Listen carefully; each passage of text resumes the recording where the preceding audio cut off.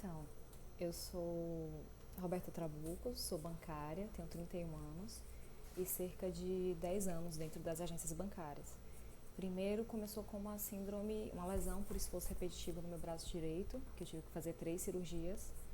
E mas assim, mesmo tratando da questão física, eu comecei a sentir coisas emocionais, principalmente em relação ao banco. Quando eu via reportagens ou quando eu passava na frente das agências, quando eu entrava na agência, eu sentia muitas coisas físicas, no sentido assim, de passar mal mesmo, de achar que eu estava com pressão baixa ou glicose. Então eu comecei a investigar e durante a pandemia, principalmente, quanto mais eu assistia os veículos, né, de televisão que mostravam as filas das agências, a questão dos saques emergenciais, eu sentia muita vontade de estar lá para ajudar. Eu queria muito voltar para o trabalho e eu queria que o braço ficasse bom. E assim, só que mesmo fazendo as cirurgias, o braço não melhorava. Não melhora, porque é uma lesão definitiva.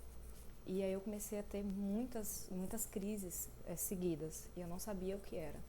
E aí eu fui para psicóloga, fui psiquiatra, fui diagnosticada com a síndrome de Burnout e fui acolhida, né? E para mim o diagnóstico teve essa importância no sentido de como se fosse um abraço mesmo.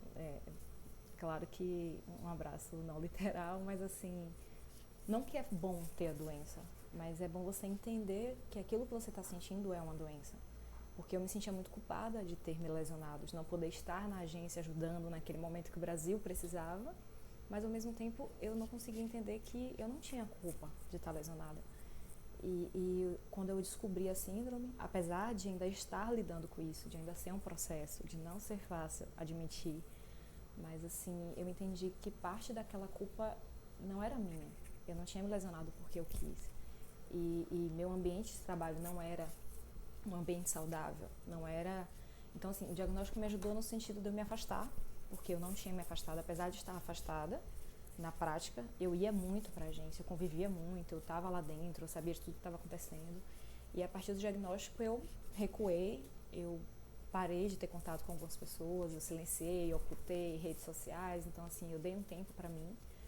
E foi importante. Foi importante porque eu entendi que aquela culpa que eu sentia tinha uma razão que não era só minha, sabe? Então, assim, o que eu posso dizer para as pessoas é procurem ajuda, tá? Não é nenhuma vergonha você ter que usar remédio, não é nenhuma vergonha você ter que admitir. Aliás, você nem precisa admitir, na verdade, né? Porque isso é uma coisa que cabe a você. Mas, assim, eu gosto de falar sobre, eu acho importante falar sobre, porque as pessoas precisam saber que existe essa síndrome, as pessoas precisam saber o limite do trabalho saudável e do que já é uma coisa doentia e do que isso pode causar fisicamente nas pessoas, que não é só no psicológico, não é só, vou me atrasar do trabalho, vou me dedicar para o trabalho. Não, eu tenho uma lesão hoje no braço, permanente, que vem de uma síndrome que eu não conhecia e que eu demorei muito tempo para conhecer e que eu ainda estou conhecendo. Mas quanto mais a gente falar sobre isso e quanto mais se mostrar sobre isso, mais fácil, mais pessoas vão ter o diagnóstico, mais fácil vai ser esse diagnóstico ou até a prevenção, né, de você perceber os sinais de alerta, olho piscando, coração acelerado e muito voltado ao trabalho. Eu não tenho isso no meu dia a dia, eu não tenho síndrome, como é que eu vou explicar, ao longo do meu dia eu não tenho síndromes de crise de pânico, é tudo voltado ao trabalho. Quando eu passo na frente da agência, quando alguém me fala sobre o banco, quando alguém me pergunta coisas sobre o banco, tudo isso ataca meus gatilhos, né, digamos assim. Eu não sabia, eu achava que simplesmente minha pressão caía ou coisas do tipo. Então, é isso, procurem ajuda, tá? Não é vergonha ter síndrome de Burnout.